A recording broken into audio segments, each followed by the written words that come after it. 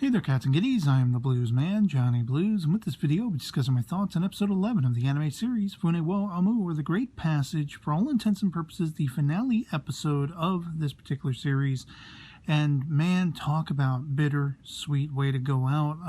I was somewhat relieved in the early going that Mr. Matsumoto had not, in fact, passed on, as I had speculated was what they were hinting at toward the end of the previous episode, but in fact, it was, as I speculated, an alternate speculation that he had not yet come home. We were seeing his empty house, and this was because he was going to be released soon from the hospital, and you know, he had survived at least the last episode. And then, of course, when Araki and Majime go over to his house to show him some of the near-completed, finalized pages for The Great Passage, does he reveal that he has throat cancer? And it just kind of hit me very much in a similar fashion to how it hit Araki and Majime. I was somewhat shocked. I had just gotten over that fear that he was gone as of the last episode, and sure enough, here he is. He's well, he's at home, but he's not long for the wind after all. And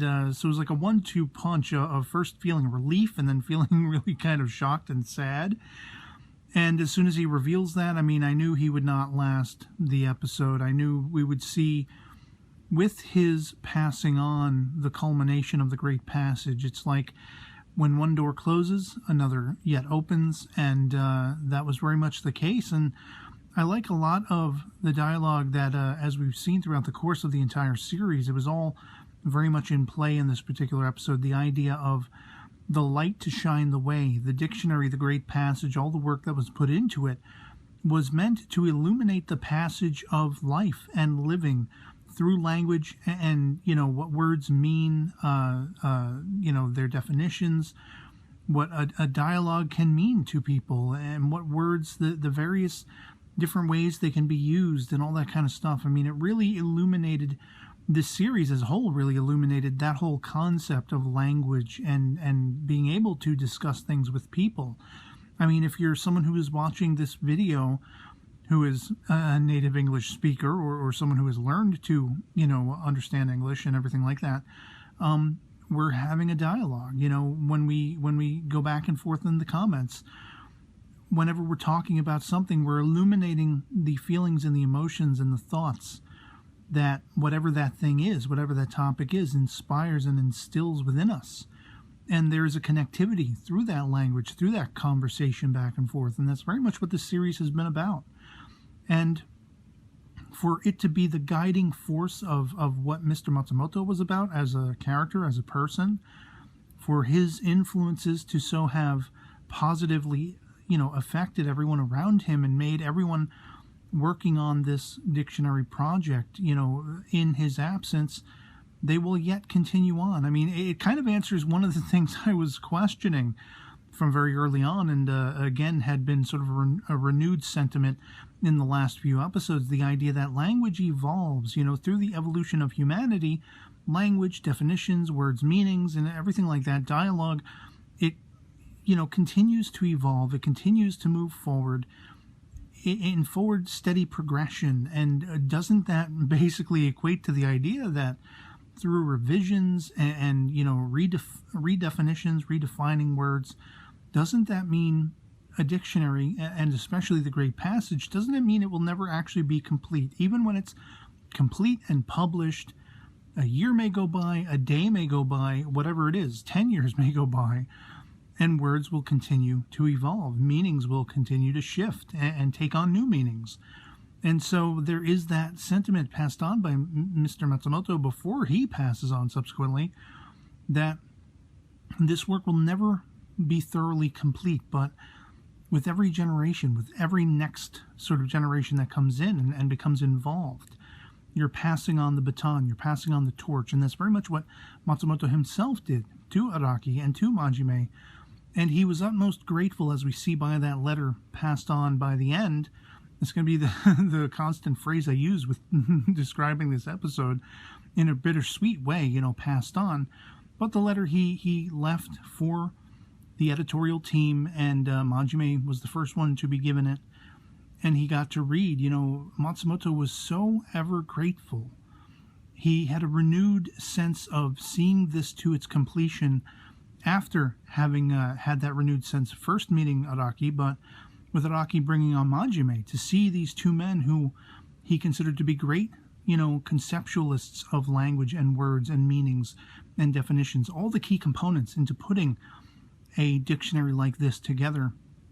It gave him a renewed sense of direction and purpose to see this come to its culmination and fruition, which unfortunately, you kind of, I already speculated, you could kind of guess at the fact that he would probably not survive beyond its completion. He would probably not ever get to hold a completed work of the Great Passage, a completed binding in his own hands, but he was able to see close enough its completed form to be satisfied, to die without regret.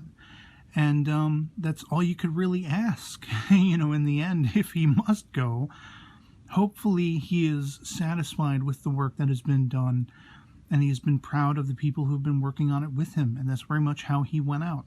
He exited the story very much in that way, and just grateful. And I have to say, seeing things like the passing of Mr. Matsumoto, who has been the heart and soul of this project, the originator of it, and the through line that has so binded all of the people working on it together, inspired them to continue the work on it and everything like that.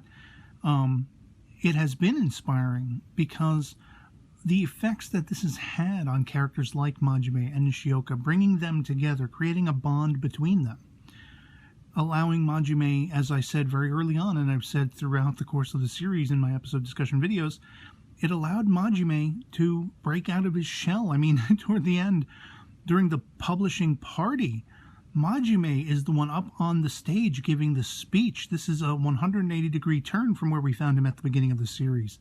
He could hardly talk in selling goods and wares to a storefront, to a singular owner, and now he's up on stage addressing an entire auditorium in the publishing of this work. To see Nishioka go from being very aloof and not taking this kind of work seriously to becoming one of its, key component champions in creating a mascot that would make it more saleable, and to make deals with schools or whatever it was he was concocting, the ideas he was putting together, formulating to assure that this particular dictionary would see not only the publishing light of day, but that it would be, many units of its publishing would be sold, would assure that it would be in the homes and the libraries of many different cities and all that kind of stuff. I mean, the work, the heart and soul, the midnight oil that was burned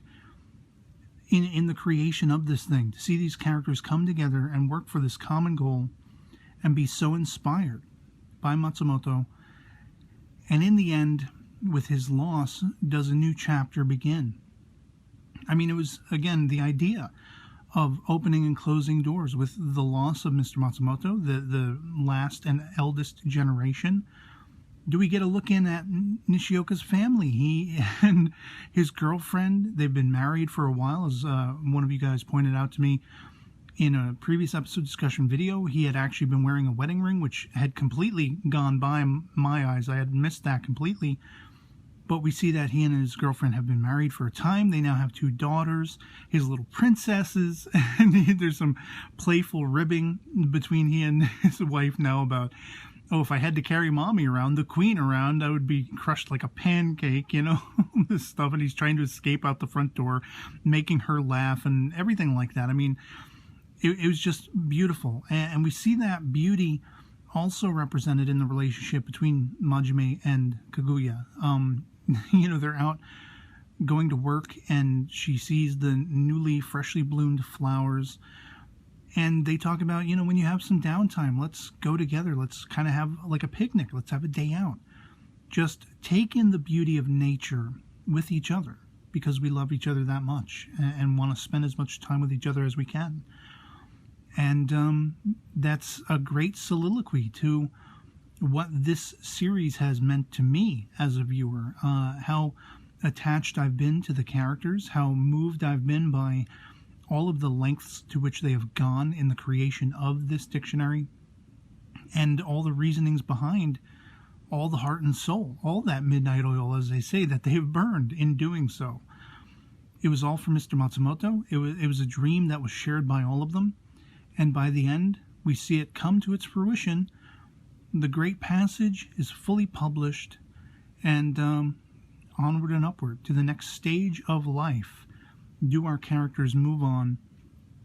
And it was a great series overall. I absolutely loved it. And just as a kind of reminder and a spin-off of talking about the series, I've touched upon a few times how I've been reminded of another anime series by, I think, either the same studio or creator. I don't remember exactly, but Showa Genroku Rakugo Shinju. And there's going to be a second season of that series coming up very soon, and I plan on covering that. I believe it's going to be starting in January as of the time of this recording. And so if you liked and were appreciative of this series, you may very much be as equally into that series yet to come. And so I hope to see you guys back. If you've been following my coverage of this particular series, The Great Passage, Fune wo Amu, and you've enjoyed it as much as I did, hopefully you'll be back for my coverage of that. And I'd love to hear from you, what you thought of The Great Passage overall. So, yeah, otherwise, it was a great journey, a journey across the water, as they say. This series shone a light on a new appreciation in my life for dialogue and language and discussions and conversations and words and their meanings and definitions, and just great characterization overall. And I couldn't have asked for anything greater.